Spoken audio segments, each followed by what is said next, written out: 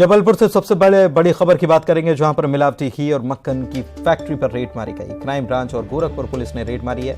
22 kilo मिलावटी घी, 20 kilo मक्खन जब्त किया गया। रिफाइंड ऑयल और घी बनाने का मिलावटी सामान जब्त हुआ है। सैंपल जांच के लिए भेज दिए गए।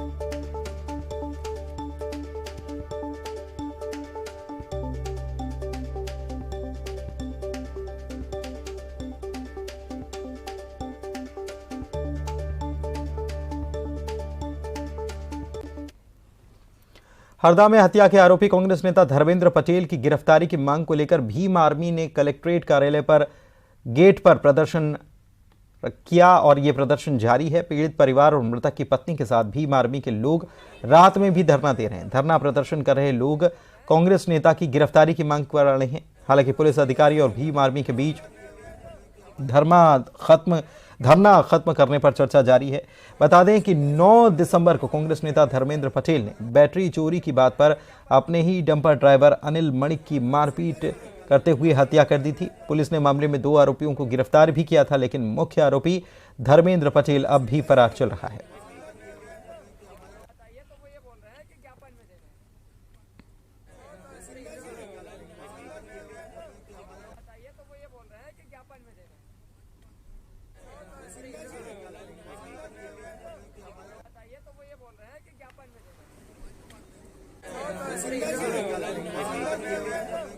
बताइए तो वो ये बोल रहे हैं कि ज्ञापन में दे रहे हैं।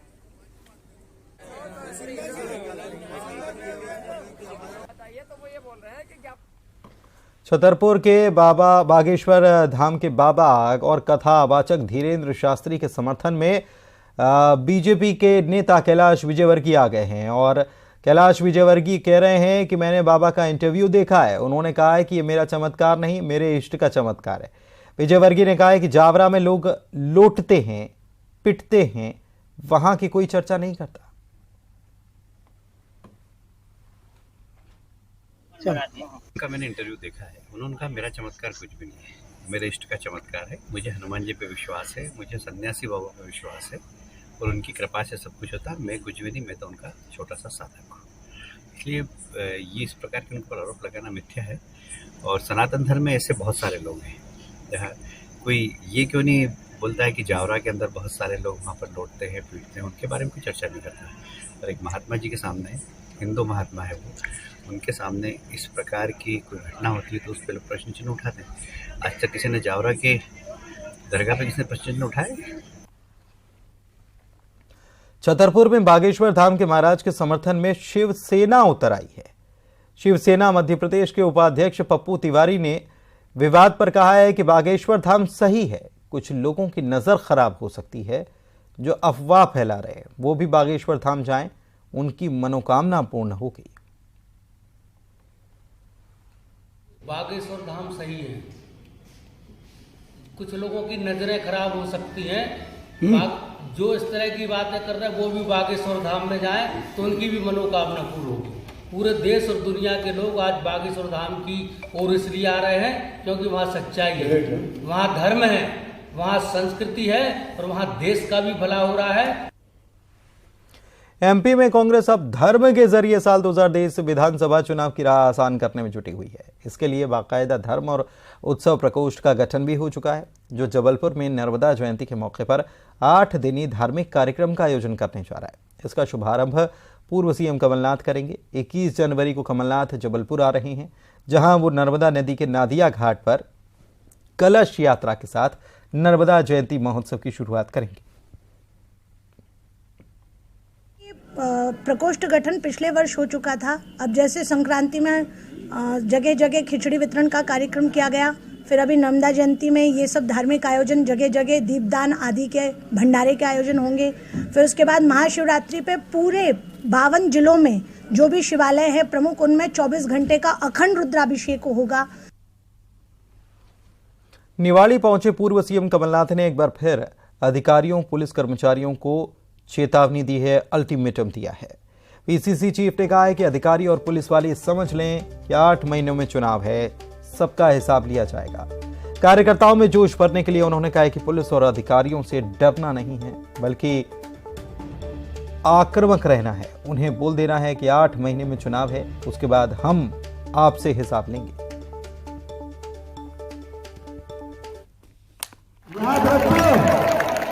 बात सबसे कहना चाहता हूं, याद रखिए 8 महीनों में चुनाव है, डरिएगा मत, आक्रमण रहिएगा।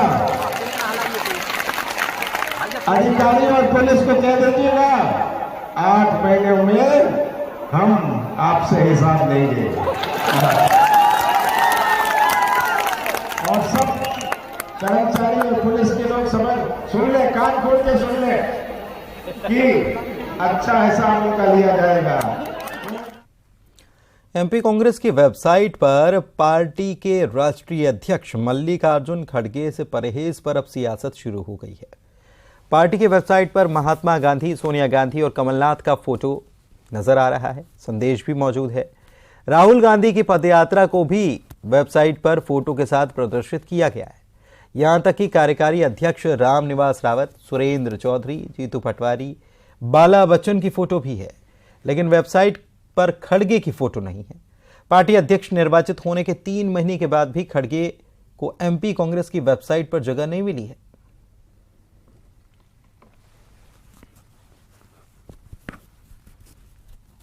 मल्लिकार्जुन खड़गे भले ही 19 अक्टूबर को कांग्रेस पार्टी के अध्यक्ष निर्वाचित हो चुके हैं और उसके बाद उन्होंने पार्टी अध्यक्ष का कामकाज संभाल लिया, लेकिन मध्य प्रदेश कांग्रेस कमेटी की अधिकृत वेबसाइट पर अभी तक मल्लिकार्जुन खड़गे को पार्टी नेता के रूप में जगह नहीं मिल पाई है। इस समय हम मध्य प्रदेश कांग्रेस की वेबसाइट की तस्वीरें यदि आपको दिखाएं तो यहाँ पर होम पेज खुलते ही मध्य प्रदेश कांग्रेस कमेटी के साथ हाथ का पंजा नजर आता है। साथ ही यहाँ पर आवर लीडर के तौर पर लिखा गया है महात्मा गांधी का मैसेज, उसके नीचे मैसेज फ्रॉम सोनिया गांधी का फोटो डला हुआ है और उनका मैसेज है। इसके अलावा प्रदेश कांग्रेस कमेटी के अध्यक्ष कमलनाथ का मैसेज भी यहां पर आपको दिखाई देगा। और यदि हम दूसरे पेज पर जाएं तो यहां पर भी कमलनाथ की तस्वीर और मेरा प्रदेश मध्य प्रदेश बनेगा विकसित प्रदेश के स्लोगन के साथ नजर आता है। लेकिन इसके अलावा यदि हम आखिरी पेज पर भी डालें तो यहां पर राहुल गांधी की तस्वीर के साथ भारत जोड़ो यात्रा का जिक्र नजर आता है। साथ ही हम कांग्रेस के एमपी कांग्रेस के संगठन के पेज पर जाते हैं तो यहां पर मध्य प्रदेश कांग्रेस कमेटी के अध्यक्ष कमलनाथ के साथ 4 कार्यकारी अध्यक्ष बाला बच्चन, रामनिवास रावत, जीतू पटवारी और सुरेंद्र चौधरी का फोटो है। लेकिन इस पूरी वेबसाइट में कांग्रेस पार्टी के अध्यक्ष मल्लिकार्जुन खड़गे को जगह नहीं मिली है। कैमरा पर्सन खिलान के साथ अनुराग श्रीवास्तव, न्यूज 18 भोपाल। इधर एमपी कांग्रेस की वेबसाइट पर पार्टी अध्यक्ष मल्लिकार्जुन खड़गे की तस्वीर नहीं होने पर बीजेपी तंज कस रही है। बीजेपी के प्रवक्ता नरेंद्र सलूजा कह रहे हैं कि कांग्रेस में सिर्फ गांधी हैं। कांग्रेस के नेता, कांग्रेस पार्टी के नए अध्यक्ष सिर्फ रबर स्टैंप से ज्यादा कुछ भी नहीं है। कांग्रेस के प्रदेश प्रभारी जेपी अग्रवाल ने भी हैरानी जताई है। उन्होंने कहा है कि यहां होर्डिंग्स में तस्वीरें लगी हैं। परिवार सब जानते हैं कि कमलनाथ जी सिर्फ नेता सोनिया जी को मानते हैं, वो तो राहुल गांधी को भी नेता नहीं मानते, तो खड़गे जी को कहां से नेता मान लेंगे। अब चूंकि एमपी कांग्रेस के वो हेड हैं तो एमपी कांग्रेस की वेबसाइट पर खड़गे जी कहां नजर आएंगे।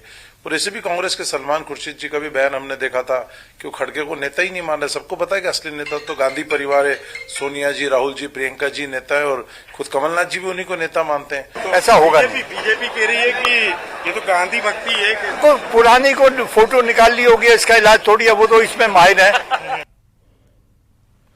जातिगत जनगणना को लेकर कांग्रेस में एक राय है ही नहीं। कमलनाथ के जातिगत जनगणना को जरूरी बताए जाने के बयान पर प्रदेश प्रभारी जेपी अग्रवाल ने किनारा कर लिया और कहा कि कमलनाथ का बयान मैंने सुना नहीं है। कांग्रेस पार्टी का जातिगत जनगणना को लेकर फिलहाल कोई विचार नहीं है। कोई बयान ऐसा सुना नहीं सर। मुझे जो बयान उन्होंने दिया उसकी एक्सप्लेनेशन भी वो ही देंगे, मुझे मालूम नहीं। हम कोई ऐसा अभी विचार किसी चीज पे नहीं। श्योपुर में बड़ौदा तहसील मुख्यालय पर पिछले 2 दिनों से चल रहा किसानों का धरना एसडीएम मनोज गढ़वाल के आश्वासन के बाद खत्म हो गया। किसानों का कहना है कि प्रशासन ने उचित जांच और बाढ़ पीड़ितों को योजना का लाभ दिलाने का आश्वासन दिया है, इसीलिए धरना फिलहाल स्थगित कर दिया गया है। मांगे पूरी नहीं होती हैं तो आने वाले समय में कलेक्ट्रेट पर धरना प्रदर्शन और आंदोलन किया जाएगा। कांग्रेस विधायक बाबूलाल चंडेल ने इस मामले को विधानसभा में उठाने की बात भी कही है। एसडीएम महोदय ने बाढ़ पीड़ितों की समस्या को सुना, यहाँ पर हमने ज्ञापन दिया और उन्होंने आश्वस्त किया शासन स्तर पर इस समस्या को सुलझाकर शीघ्र ही निराकरण करवाया जाएगा और जो बाढ़ पीड़ितों का हक है, जो प्रधानमंत्री आवास की योजना उनको मिलनी चाहिए, उसको मंजूर कराया जाएगा। अगर अन्यथा की स्थिति में समस्या का समाधान नहीं होता है तो पुनः 1 महीने के बाद हम फिलहाल इस धरना को स्थगित कर रहे हैं। हमने धरना समाप्त नहीं किया है, केवल स्थगित किया है। समस्या का समाधान नहीं होता है तो जिला मुख्यालय पर कलेक्ट्रेट का घेराव करके हम वहाँ अनिश्चितकालीन। चलिए बढ़ते आगे। खबर सीधी से है, जहां पर सिहोलिया ग्राम पंचायत में करंट की चपेट में आने से किसान की मौत हो गई। आवारा पशुओं से फसल को बचाने के लिए वो बाड़ी लगा रहा था, बांस हाई टेंशन लाइन से टकरा गया। किसान के शव को मरचुरी ले जाने के लिए शव वाहन तक नसीब नहीं हुआ। ऐसे में परिजनों ने ट्रैक्टर ट्रॉली से शव को वहां तक पहुंचाया। किसानों का आरोप है कि गांव में आवारा मवेशियों से फसल चौपट हो रही है, लेकिन ठोस प्रबंधन नहीं किया जा सका है। जबकि शव वाहन चंदा देकर खरीदा गया और प्रशासन को सौंपा तक गया, लेकिन लचर व्यवस्था और लापरवाही के चलते शव वाहन भी नहीं मिल पा रहा है। मामले में पुलिस अधिकारी भी शव वाहन खराब होने की बात कहने लगे हैं। साथ ही कबूल कर रहे हैं कि आवारा मवेशियों से फसल को बचाने में ही किसान की मौत हो रही है।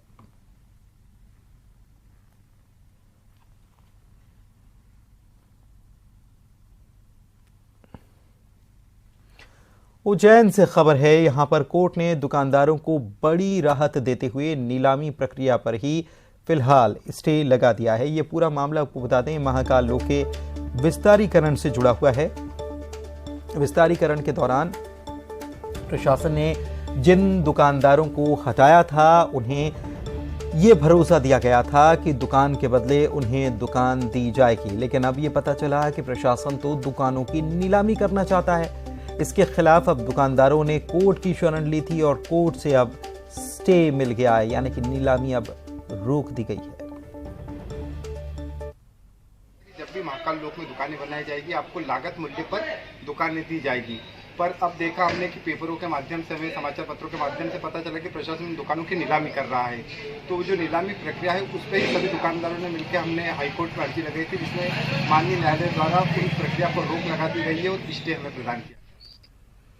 चलिए बढ़ते आगे बात खबर की करेंगे। रीवा से आई है, जो जिले के गंगेव जनपद पंचायत क्षेत्र के 38 ग्राम पंचायतों में हुए कराधान घोटाले का जिन फिर से सामने आया है। मामले में सिविल लाइन थाना पुलिस ने घोटाले का मुख्य आरोपी राजेश सोनी जो है उसे पकड़ लिया है। बताया जा रहा है कि जिले में 13 करोड़ के कराधान घोटाले को लेकर अंजाम देने में राजेश सोनी की अहम भूमिका थी।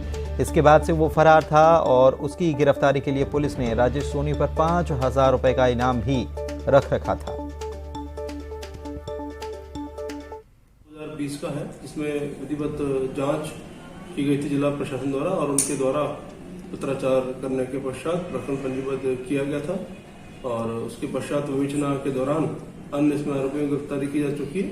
इनकी अभी गिरफ्तारी शेष थी जो कल की गई। 2 साल से फरार थे आरोपी, ये कहाँ थे, कैसे इनके अभी ड्रिल इनसे पूछताछ की जा रही है। आइए अब बात उस रिपोर्ट की करते हैं जिससे मध्य प्रदेश में भ्रष्टाचार पर किए जाने वाले दावों की हवा निकल गई है। दावे क्या होते थे कि हमने तो भ्रष्टाचारियों पर खूब सख्ती, खूब लगाम लगा रखी है, उनकी हवा टाइट कर रखी है, लेकिन स्थिति क्या है? दूसरी तरफ इस पर सियासत भी छिड़ी हुई है। पहले ये रिपोर्ट देखिए और समझिए कि आंकड़े क्या बता रहे हैं कि मध्य प्रदेश में भ्रष्टाचार कम हुआ है कि बढ़ा है।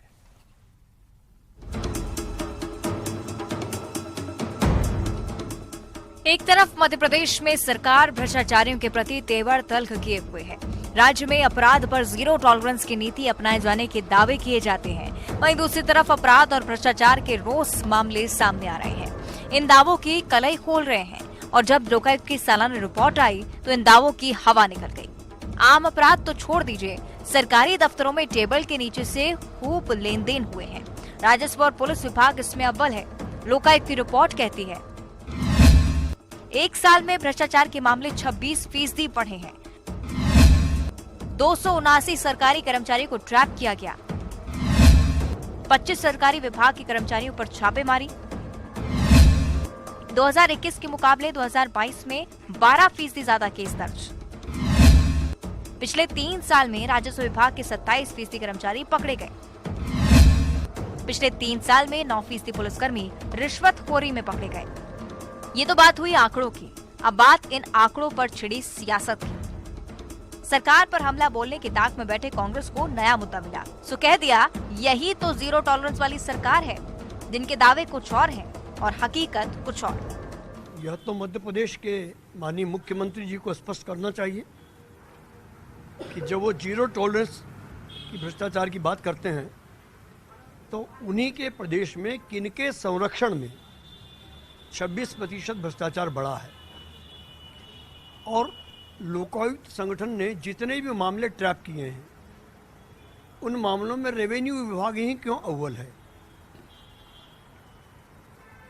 यह तो वे मामले हैं 26% के जो ट्रैप हो चुके हैं, जो ट्रैप नहीं हो पा रहे हैं, और ये छोटे मछलियों के मामले हैं।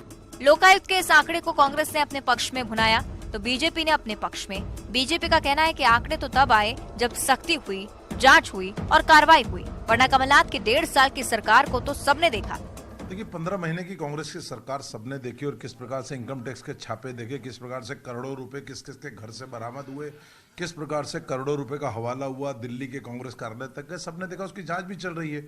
और 15 महीने में क्या स्थिति थी भ्रष्टाचार की। वल्लभ भवन भ्रष्टाचार का अड्डा बना हुआ था, ला ले आर्डर ले जा ट्रांसफर उद्योग चल रहा था। अब आज ये बात कर रहे हैं शिवराज सरकार में आंकड़े बढ़ गए। और आंकड़े क्यों बढ़ गए? आंकड़े इसलिए बढ़ गए कि शिवराज सरकार भ्रष्टाचार को लेकर सजग है, जीरो टॉलरेंस पर काम करती है। मुख्यमंत्री ने खुली छूट दे रखी कि ना खाऊंगा ना खाने दूंगा, एक भी भ्रष्टाचारी सामने आए तो उसके ऊपर कड़ी से कड़ी कार्रवाई हो। आंकड़े झूठ नहीं बोलते, सो ये आईना तो है जो दिखा रहा है कि बीते 1 साल में भ्रष्टाचार के मामले खूब बढ़े। अगर जीरो टॉलरेंस के तहत रिश्वतखोर पकड़ाए तो शानदार, ये तो वो हैं जो हुए बेनकाब। मगर सवाल ये कि सरकारी दफ्तरों में न जाने और कितने बाबू बैठे हैं जो खेल रहे हैं टेबल के नीचे से खेल। रिपोर्ट कामयाबी ही सही, लेकिन इसी तरह आगे भी काम करने की जरूरत है। न्यूज़ 18 के लिए भोपाल से मनोज राठौर की रिपोर्ट। वो तो गनीमत आप ये मानिए कि अभी इन्वेस्टर समिट हुआ, उस समय ये आंकड़े नहीं आए सामने, वरना मध्य प्रदेश का कोई भी व्यक्ति कैसे सर उठाकर ये कह सकता है कि हमारे यहाँ 27% ज्यादा भ्रष्टाचार के मामले सामने आए हैं और हमारे यहाँ सख्ती से कार्रवाई हो रही है। ये हैरान करने वाले आंकड़े हैं और दलील बड़ी हैरान कर देने वाली कि हम सख्ती दिखा रहे हैं। अरे सख्ती दिखा रहे हैं तो फिर आंकड़े क्यों बढ़ते जा रहे हैं? चलिए बढ़ते हैं आगे। सागर के खुरई गोलनी गांव में मध्याह्न भोजन यानी मिड डे मील खाने से 37 बच्चे बीमार पड़ गए। फूड पॉइजनिंग के शिकार इन सभी बच्चों को खुरई के सिविल अस्पताल में भर्ती कराया गया, जहां पर इलाज के बाद सभी बच्चे अब खतरे से बाहर बताए गए हैं। मध्याह्न भोजन करने से 37 बच्चे और रसोई बनाने वाली महिलाएं भी बीमार पड़ गईं। प्रदेश के नगरीय प्रशासन मंत्री भूपेंद्र सिंह खुरई के सिविल अस्पताल गए, बच्चों से मुलाकात कर उनका हाल जाना। स्कूल के बच्चे हैं, उन्होंने जो मध्याह्न भोजन में खाना खाया है, इसमें खाने के बाद बच्चों को कुछ उल्टी वगैरह की शिकायत हुई है। उसके बाद सभी बच्चों को यहाँ पर हॉस्पिटल में शिफ्ट किया गया है और सभी बच्चों की अभी तक स्थिति बिल्कुल ठीक है। खबर छतरपुर से, जहां पर सब इंस्पेक्टर ने कुछ जहरीला पदार्थ खा लिया। इलाज के लिए गंभीर हालत में जिला अस्पताल ले जाया गया। इनका नाम केएल अहिरवार है, पुलिस लाइन में ये पदस्थ हैं। उनकी पत्नी ने एक महिला पर गंभीर आरोप लगाए हैं प्रताड़ित करने के, और ये भी कहा है कि ब्लैकमेल किया जा रहा था और इससे तंग आकर सब इंस्पेक्टर ने ये कदम उठाया। पुलिस अधिकारी सब इंस्पेक्टर के बयान पर कार्रवाई की बात कह रहे हैं।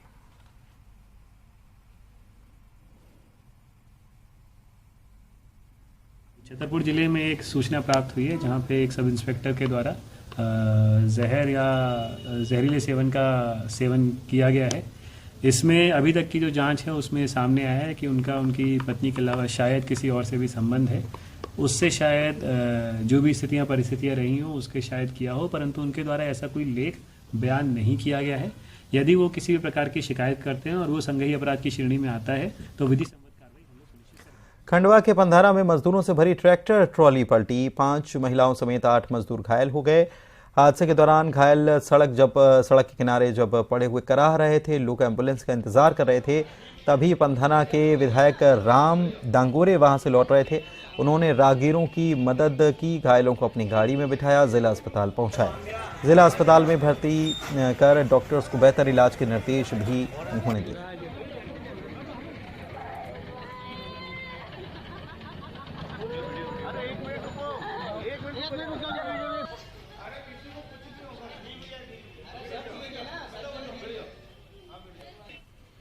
डिंडौरी के मेहदवानी जनपद पंचायत के खजरी गांव में आनंद उत्सव के तहत ग्रामीण महिलाओं के बीच कबड्डी मैच का आयोजन किया गया। चौका चूल्हा छोड़ गांव की महिलाएं जैसे ही साड़ी का पल्लू बांधकर कबड्डी के मैदान में उतरी तो दर्शकों का हुजूम उमड़ने लग गया। कबड्डी के मैदान में गांव की महिलाओं ने पूरे दमखम से दांव पेच आजमाए। देसी अंदाज में महिलाओं को कबड्डी खेलता देख न सिर्फ ग्रामीण बल्कि आयोजक भी हैरान रह गए। मैच बरवई और खजरी गांव की महिलाओं के बीच खेला गया, जिसमें बरवई गांव की महिलाओं ने भाग लिया।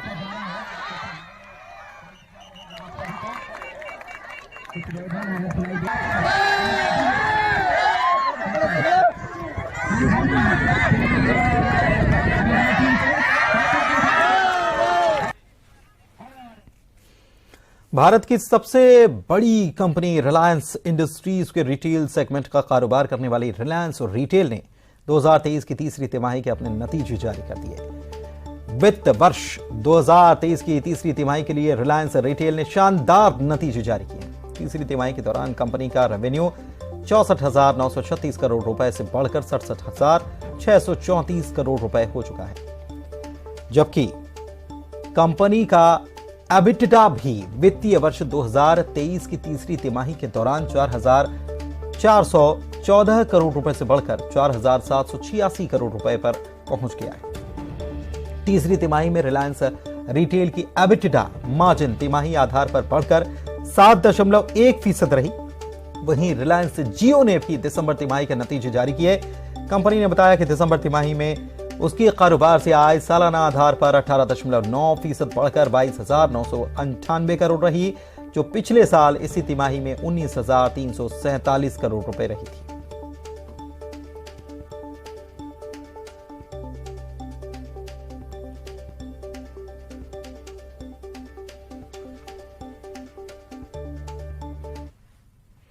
और इसी के साथ इस बुलेटिन में भी इतना ही। मुझे दीजिए इजाजत। नमस्कार।